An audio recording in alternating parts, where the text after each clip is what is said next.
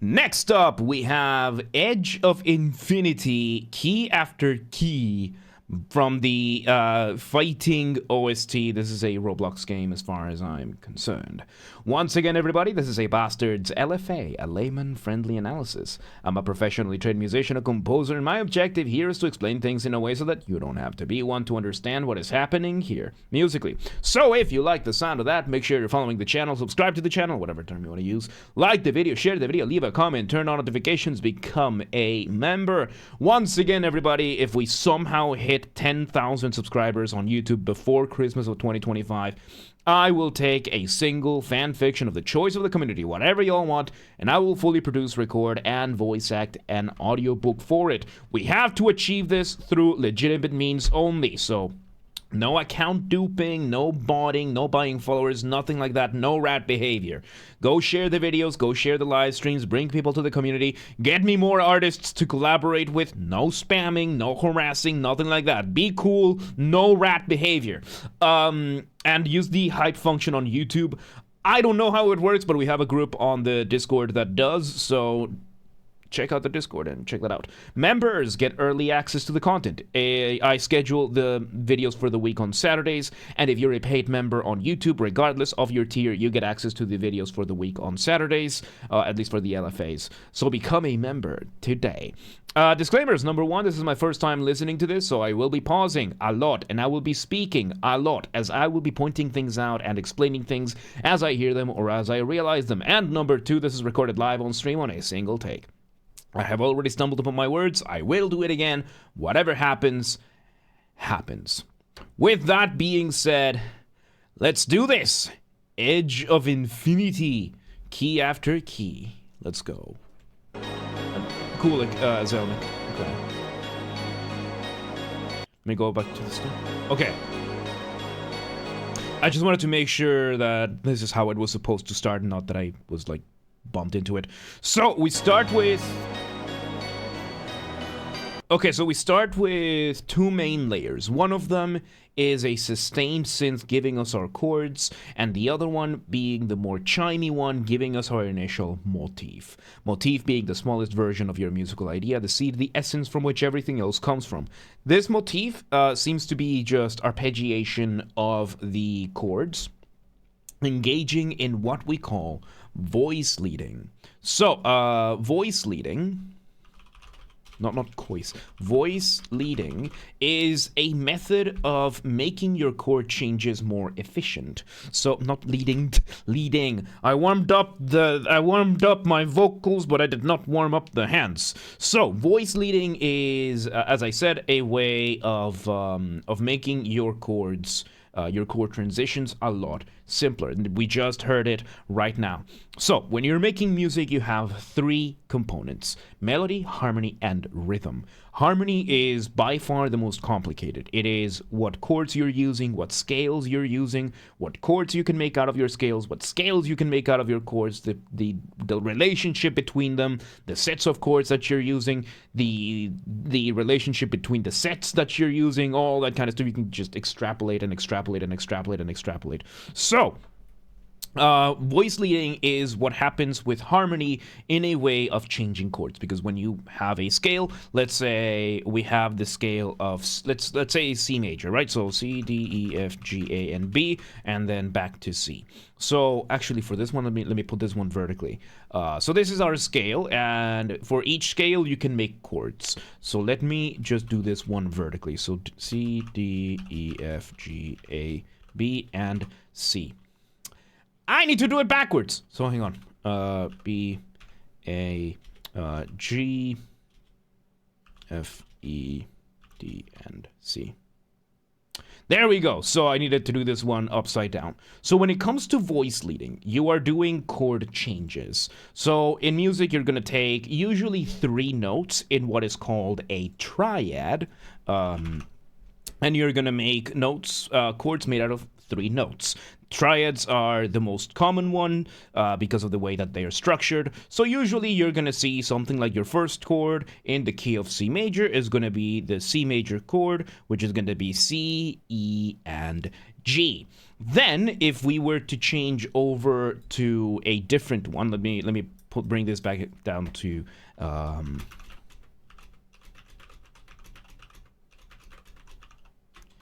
E, F, G, A, and B. So whenever you see this this kind of thing, you see that the scale happens and then it repeats in what is called octaves. So let's say you have the chord of C major, you have it over here, C major. That is your chord number 1 in the scale because it's the first chord. And then we want to go to chord number 6 in the scale, which is A, C, and E. As you can see, these chords are a little bit far from each other. And let's say after that we want to go to the chord G, B, and D. So these two are not that far away from each other, but C and A are. So voice leading, what it is that you take the common denominators between the chords and you keep them as they are. Because as we see, C major is C, E, and G. A minor is A, C, and E, which means C and E can remain. So voice leading would be, we have the chord of C major, and we hold C, we hold E, and then we go from G to A, and now we went from C to A just by changing one note. And that's it. And that's it. So voice leading, and of course this just means you're trying to move as few notes as possible to move between chords. So another way of changing here could be that you then hold A and you hold C and you move E to F, and now you go from C to A to F. And by changing just one note at a time, you can make an entire chord progression. And that is basically what we're doing over here, and we're having two ways. Number one is that we're having the synth at the bottom giving us that those held chords, while the synth at the top is giving us arpeggiation of those same chords, except just changing when there's a chord change. We just change one note at a time. Let's see where this goes. Hell yes. Oh.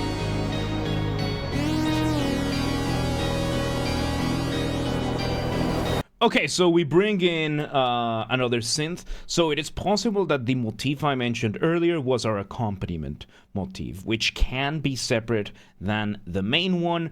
However, due to the change of the chords and the way the melody has been going, it might be that this melody we just heard would be an elongated motif. So elongation is when you slow something down. So let's see where it goes.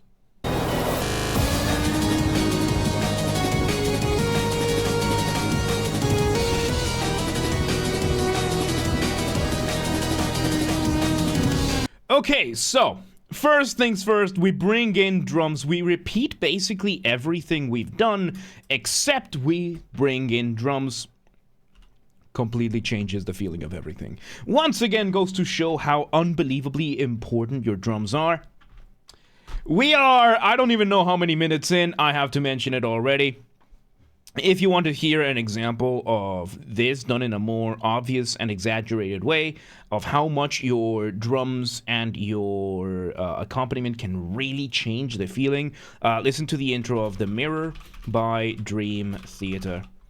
Mirror by Dream Theater. First minute, the guitar is doing the exact same thing for one full minute. John, John, John, John, John, John, John, John, John. That's it. That's it, but the drums, the synth, the bass, they change around it. And there are times when it's genuinely difficult to tell that the guitar is still doing the same thing. And to a less exaggerated extent, we're doing this. Another change that we got here is that the main synth that is coming in, is giving us that initial elongated motif and then entering in a solo-like development of the motif. So we are still getting glimpses of that motif in the melody, but it is more of it's more of a development, and it is playing more like a solo than it is anything else. If you wanna hear a piece of music where this happens this way, listen to Fantasy Impromptu in C sharp minor by Chopin. It's insanely fast. How this one goes. It's a solo piano piece, and the motif is basically ba ba ba ba bum. That's the motif, and Chopin then just develops it in such interesting ways that it's basically you get the motif, and then the tail end is basically a solo. It's very, very cool. It's my favorite. It's one of my favorite piano pieces, just because of how insane it is. And the melody, part of the melody sounds like The Legend of Zelda. Or The Legend of Zelda sounds a little bit like it. So there you go. So let's see where this goes. How does the offline list work? Because I really don't understand. Okay, Dragonflirt, I'm gonna give you the benefit for this because nobody has really asked it and we're recording. So the way the offline list works, people go to the Discord, they go to the LFA requests channel, and then Eva, we have Eva who puts the songs in this list. Right now, at the time of recording, we have 958 requests in the list. We just make sure that the instructions are followed, that there are no duplicates, that kind of thing. And then once per stream, we usually will take the sentient wheel of destiny and we will spin it, and it will pick a song once a stream. After we push 1,000, we're probably going to have to move away from this wheel because this wheel only supports 1,000 portions. But I might figure out a way to change it. Still, we have that's how the offline list works.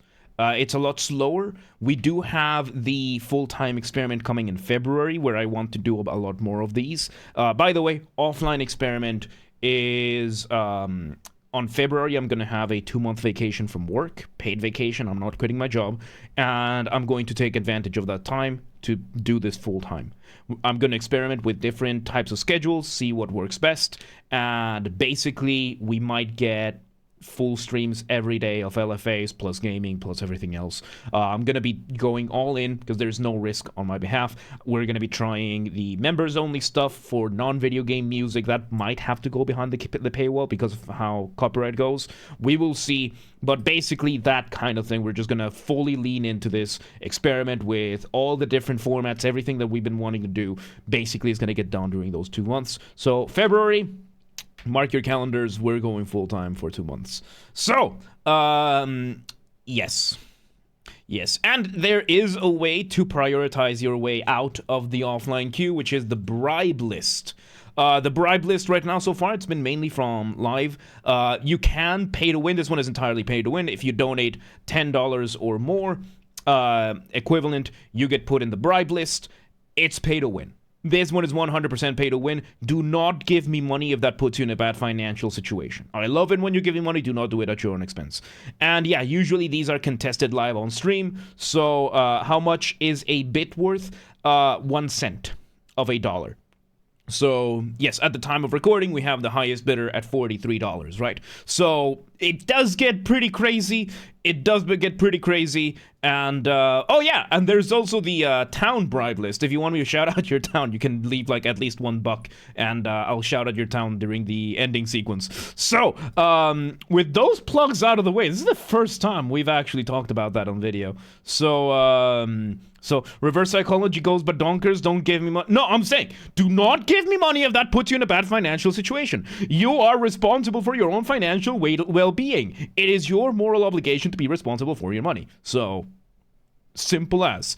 And yes, you can also give money towards another person. So if you see, I would not advise if you see a song here and you give money towards it because it might have already been done. So that's advisable mainly for the people on the live.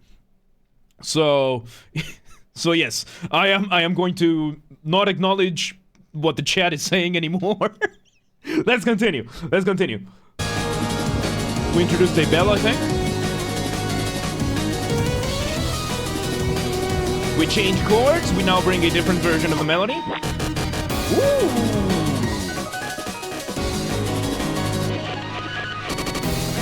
Okay, this sounds very Ultra Kill.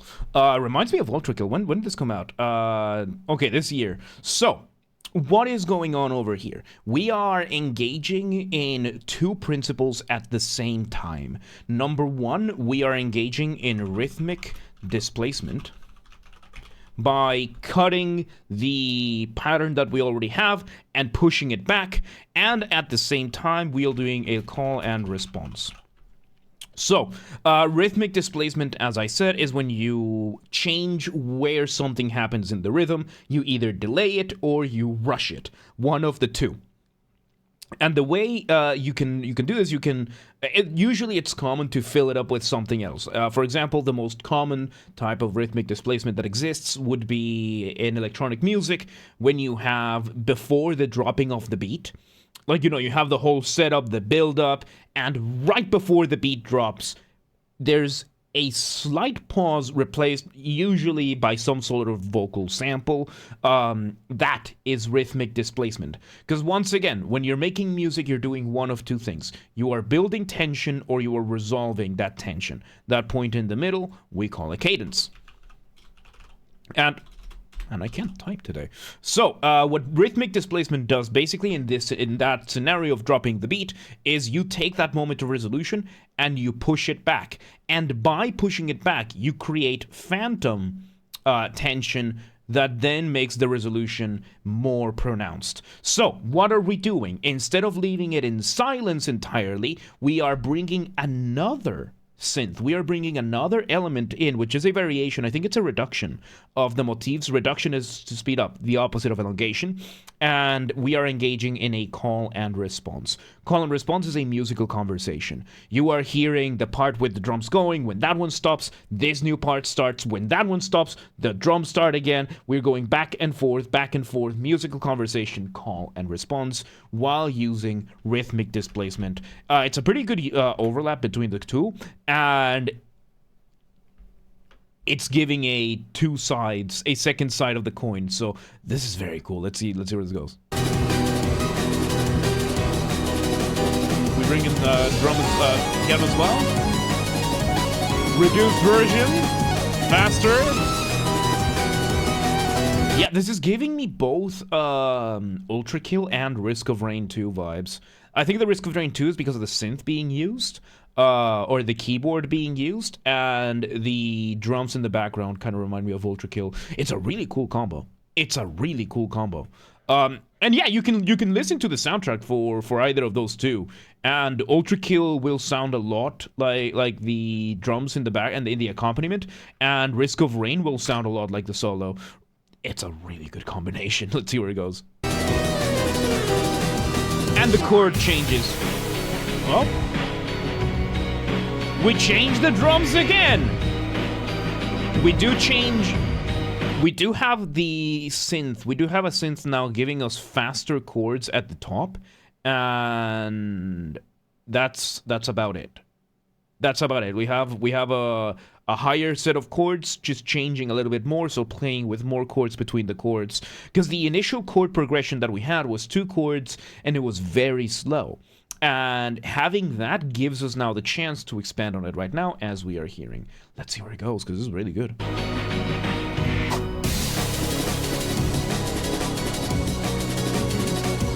Again, just changing the drums.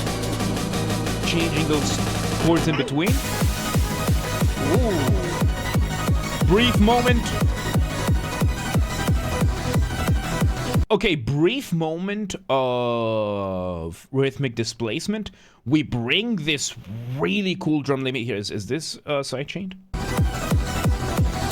Yes, it is sidechained. So we bring in this very bass heavy bass drum, and we are side chaining it. So side chaining is whenever the bass drum hits, everything else shuts up, kind of like to overwhelm or to steal the spotlight, and everything else comes back. And in the keyboard, in the synth, we are now doing another reduced version of those chords. And this time, instead of going, we've changed the pattern a little bit of those chords, because the first pattern we were doing was kind of an M-shaped pattern. Yeah, it was kind of like an M or N-shaped pattern. And now we've changed this with, I think we could call it octave displacement. So octave displacement is another concept that we have. We already had rhythmic displacement, now we have octave displacement, right? So octave displacement. So let's say we go back to that key of C, right? Like C major. So F, G, A, B, C, D, E, F, G, A, B. One more octave, C, D, F, G, A, B, and C. So octave displacement, what it does is you are going to take whatever you have and you're just going to change what octave it happens in between the individual components. So in this case, let's say we have a very simple melody, C to D to E. Now, this is the actual melody in the middle octave. It's very nice, very lovely. But here is another way that we can do C to D to E, still the same notes, just displacing the octaves. We can go from C to D to E. That is going to sound very different, very, very different. And it is going to be displaced, octave displacement. And what is happening right now is instead of going, what I would say, C, G, E, A, we are now doing C, G, E, A. I think something like that is what is happening, or the other way around. We're doing C, G, E, and A. Something like that, because these arpeggios are going downwards. But basically, we're just engaging in octave displacement. Thomas Woodrow, welcome today. How you doing? So, very, very cool. We've sped this up with the drums. This is really cool. Let's see where it goes. Okay, there we go. Now we're doing this upward. Yeah, basically we're just going back and forth, up and down.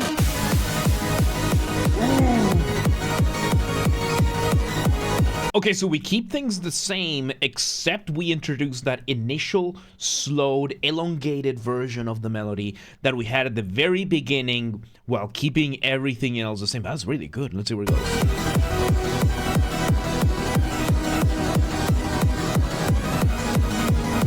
Same thing with a different chord. Very nice. Same thing, changing the chord only.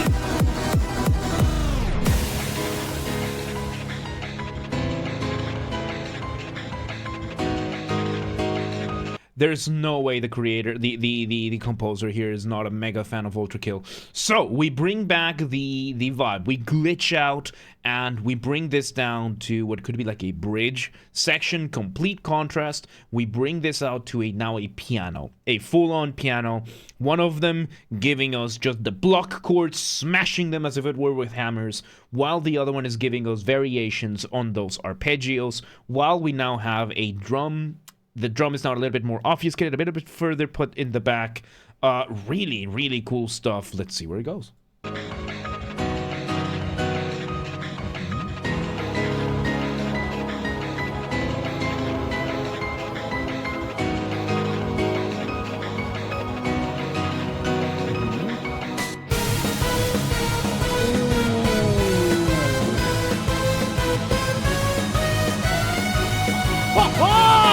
Alright, so now we repeat everything that just happened before, except,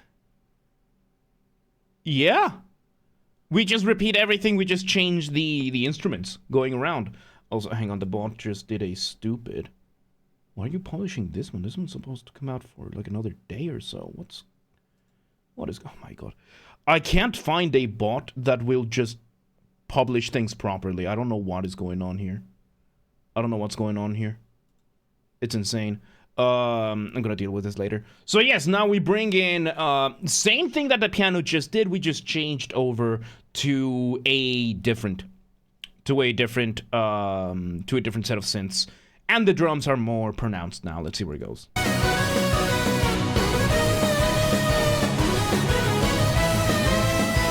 And a solo on top of that.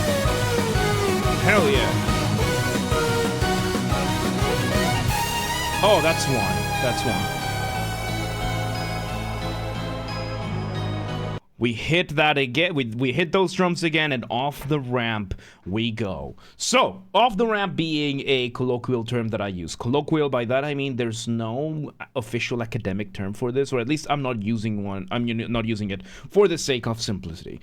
Off the ramp is what I call a transition. It can be as short as a couple of beats. It can be as long as an entire section, and the purpose of it is to make your listener feel suspended up in the air at the mercy of inertia, waiting to see where you land, kind of thing. How do you do that? Remove the drums. Maybe the bass as well. What have we done here? We've gone from this super intense moment back to a recapitulation of the initial motif and melody. Really cool. Let's see where this goes.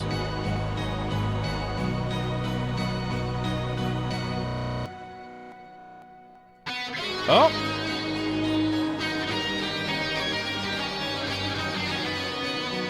Okay, so a brief moment of a glitch completely catching you off guard and bringing up... Oh, that's what happened with the bot. Okay. Yeah, a copyright dispute was successful. And big W's to Xtruller, by the way, for always checking my copyright disputes very fast. Yeah, no, it turns out that when you approve it, the bot decided, oh, there's something that happened here, let's publish the video, and it didn't. So yes, we bring this now. We've sped up the track a little bit, but most importantly, we have introduced a solo guitar. There's no way this soundtrack is not inspired by Ultrakill and Risk of Rain. So yeah, we're about to do a guitar solo, which... let's see how it plays out. We're slowly...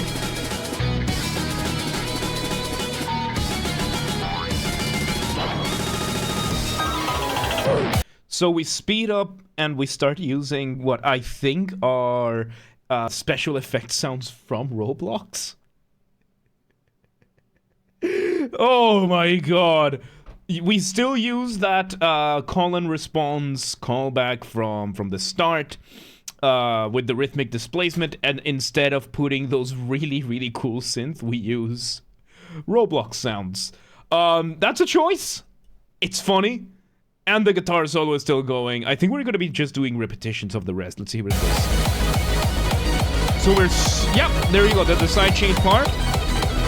So we're just speeding up everything. We're recapitulating everything while we have a guitar solo. Man, that's a good guitar solo. Woo-hoo!